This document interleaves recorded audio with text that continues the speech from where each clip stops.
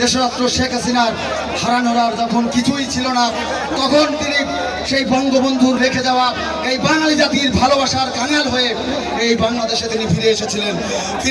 এই অভাগা বাঙালির হাল ধরেছিলেন। অভাগা বাঙালির ভাগ্য উন্নয়নের জন্য, এই বাঙালির ভোট এবং ভাতের অধিকার বাস্তবায়নের জন্য, এই বাঙালি জাতিকে তার প্রাপ্ত সম্মানের মর্যাদায় অধিষ্ঠিত করার জন্য তিনি লড়াই করেছেন। সেই লড়াই সংগ্রামের ইতিহাস বাংলাদেশ ছাত্রলীগের নেতৃত্বে তিনি পরিচালনা করেছিলেন। সংগ্রামী বন্ধুগণ, আপনারা জানেন আজকে দেশরত্ন জননেত্রী শেখ হাসিনা যখন আজকে তার ৭৬তম জন্মদিন আমরা সপ্তাহব্যাপী মাসব্যাপী বিভিন্ন কর্মসূচির মাধ্যমে পালন করছি, তিনি তখন জাতিসংঘ, আপনারা জানেন যে নিউ ইয়র্কে জাতিসংঘের সেই সাধারণ অধিবেশনে তিনি অংশগ্রহণ করার জন্য নিউ ইয়র্কে অবস্থান করছেন। জাতিসংঘে যে বিশ্ব মানবতার যে সংসদ, সেই সংসদে দাঁড়িয়েও তিনি আজকে দ্ব্যর্থ কণ্ঠে হুঙ্কার দিয়ে তিনি বলেছেন, সারা বিশ্বের যে আজকে যে অরাজকতা, অর্থনৈতিক এবং সামাজিক, অর্থনৈতিক, স্বাস্থ্যগত এবং সকল দিকে জ্বালানির যে মন্দা দেখা দিয়েছে, তার একমাত্র কারণ হচ্ছে ইউক্রেন এবং রাশিয়ার যুদ্ধ। সেই যুদ্ধের যে পরিণতি, সেটা বাঙালি এবং এই আমাদের মতো দেশের জন্য অভিশাপ হিসেবে দেখা দিয়েছে। এই মধ্যম আয়ের দেশের জন্য, উন্নয়নশীল দেশের জন্য অভিশাপ হিসেবে দেখা দিয়েছে। সেই অভিশাপ থেকে বিশ্বকে মুক্ত করার জন্য তিনি আহ্বান জানিয়েছেন। আপনারা জানেন পৃথিবীতে ঘটে যাওয়া যত নির্বাসনের ঘটনা আছে, এই আমাদের পার্শ্ববর্তী মায়ানমার থেকে যে 10 লক্ষ রোহিঙ্গা সম্প্রদায় বাংলাদেশে প্রবেশ করেছে, যে মুসলমান সম্প্রদায়ের এই মানুষের প্রতি মায়ানমার সরকার যে পরিমাণে নির্যাতন চালিয়েছে, হত্যা করেছে, তাদের প্রাণ ভিক্ষা দেওয়ার জন্য হলেও তাদেরকে আমাদের মানবতার জননী দেশরত্ন শেখ হাসিনা তার আঁচল আগলে দিয়ে তাদেরকে বাংলাদেশে জায়গা দিয়েছে। বাংলা পৃথিবীর অনেক মানবতাবাদী যে নেতারা কিংবা মানবাধিকার সংস্থাগুলো, তারা বাংলাদেশের বিভিন্ন মানবাধিকারের ত্রুটি খুঁজে বেড়ায়, কিন্তু বঙ্গবন্ধু কন্যার এই উদার দৃষ্টান্তের কথা কিন্তু তাদের মুখ দিয়ে আমরা এখনো পর্যন্ত শুনতে পাইনি। সংগ্রামী বন্ধুগণ, আমরা যারা বঙ্গবন্ধুর আদর্শিক সন্তান, সেই বঙ্গবন্ধুকে ৭৫ সালে হারানোর পরে আমরা কিন্তু বর্তমান প্রজন্ম আমরা আজকে শপথ গ্রহণ করেছি। বাংলাদেশ ছাত্রলীগের নেতাকর্মীরা আজকে শপথ গ্রহণ করতে হবে। বাংলাদেশ ছাত্রলীগের সারা বাংলাদেশের ৫০ লক্ষ নেতাকর্মীর একটি কর্মীর গায়ে এক বিন্দু রক্ত অবশিষ্ট থাকতে জননেত্রী দেশরত্ন শেখ হাসিনাকে বাংলাদেশের মাটিতে কেউ পরাভূত করতে পারবে না। দেশরত্ন শেখ হাসিনা বাংলাদেশে যে উন্নয়ন মহাযজ্ঞ শুরু করেছে, সেই মহাযজ্ঞকে কেউ থামাতে পারবে না। এই বাংলাদেশ ছাত্রলীগের নেতাকর্মীদের রক্ত থাকা পর্যন্ত বাংলাদেশে কোনো স্বাধীনতা বিরোধীদের জায়গা হবে না।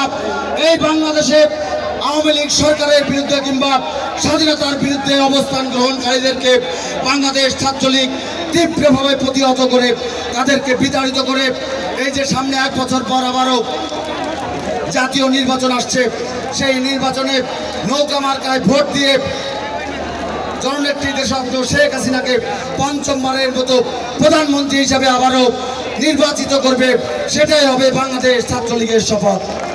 সংগ্রামী বন্ধুগণ, আজকের এই ছাত্র সমাবেশে দাঁড়িয়ে আমি গাজীপুরের ছাত্র সমাজের উদ্দেশ্যে বলতে চাই, দীর্ঘদিন পরে আপনাদের জন্য আমরা যে নতুন কমিটি উপহার দিয়েছি, আপনারা খেয়াল করবেন যে কোনো সংগঠন শক্তিশালী হওয়ার জন্য আপনাদেরকে মনে রাখতে হবে যে ব্যক্তির চেয়ে দল বড়, দলের চেয়ে দেশ বড়। সুতরাং ছাত্রলীগের যদি কোনো কর্মী যদি কোনো অসৎ কাজও যদি করে থাকে, তাও তাদেরকে বুঝিয়ে তাদেরকে সঠিক পথে আনার ব্যবস্থা করতে হবে।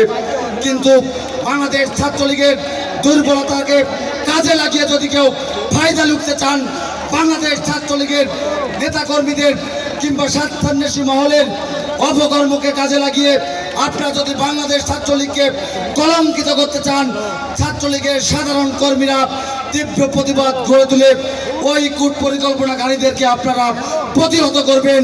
বাংলাদেশ ছাত্রলীগের পক্ষ থেকে আপনাদের সেই নির্দেশনা দিয়ে গেলাম। আপনাদেরকে মনে রাখতে হবে, সংগঠনকে গতিশীল করার জন্য সংগঠনের সভাপতি এবং সাধারণ সম্পাদকের প্রতি অবশ্যই আপনাদের আনুগত্য থাকতে হবে। নেতৃত্বকে যদি মেনে রাজনীতি করতে না পারেন, তাহলে কেউ ছাত্রলীগের রাজনীতি করার প্রয়োজন নাই। ছাত্রলীগের রাজনীতি করতে হলে ছাত্রলীগের নীতি আদর্শের সাথে সাথে নেতৃত্বকে মেনেও রাজনীতি করতে হবে। নেতৃত্ব না মেনে আপনারা যদি রাজনীতি করতে চান, পক্ষান্তরে শুধুমাত্র বিশৃঙ্খলা ছাড়া কিছুই উপহার দিতে পারবেন না।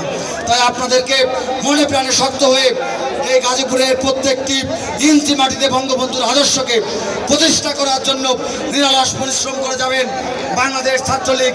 আপনাদেরকে ধন্যবাদ জানাচ্ছে এবং সকলেই বলেছে যে ইতিমধ্যেই আপনারা যে বিশাল শোক র্যালির মাধ্যমে সারা বাংলাদেশের কাছে গাজীপুর জেলা ছাত্রলীগ ইতিমধ্যে পরিচিতি লাভ করেছে। সংগ্রামী বন্ধুগণ, আমি এই ছাত্র সমাবেশে দাঁড়িয়ে এজন্য গাজীপুর জেলা ছাত্রলীগ তথা গাজীপুর জেলার সভাপতি সাধারণ সম্পাদক সহ সকল পর্যায়ের নেতা এবং কর্মীদেরকে বাংলাদেশ ছাত্রলীগের পক্ষ থেকে আমি ধন্যবাদ জানাচ্ছি। সংগ্রামী বন্ধুগণ, আজকে বক্তব্য আর বেশি না বাড়িয়ে আমি আপনাদের কাছে শুধু সুশৃঙ্খল এবং আদর্শিক জীবন এবং শিক্ষা জীবনে যেন সেটা ব্যাঘাত না ঘটে সেটাই বাস্তবায়ন করার আহ্বান জানাচ্ছি। এবং জননেত্রী দেশরত্ন শেখ হাসিনা ছাড়া বাংলাদেশ ছাত্রলীগকে কিন্তু দেখার আর কেউ নাই, এটা আপনারা সবসময় মনে রাখবেন। আজকে আমরাও যদি আপনাদের ভুলে যাই, এই ছাত্র সমাজকে আমরা যদি ভুলে যাই, আজকে মঞ্চে উপস্থিত সকল নেতাও যদি ছাত্রলীগের কর্মীদেরকে ভুলে যায়, মনে রাখবেন আপনাদের কথা মনে রাখার জন্য বঙ্গবন্ধু কন্যা জননেত্রী দেশরত্ন শেখ হাসিনা আছেন, তিনি আপনাদের জন্য আপনাদের কথা মনে রাখবেন। সবাইকে ধন্যবাদ। জয় বাংলা, জয় বঙ্গবন্ধু, জয় হোক দেশরত্ন জননেত্রী শেখ হাসিনা।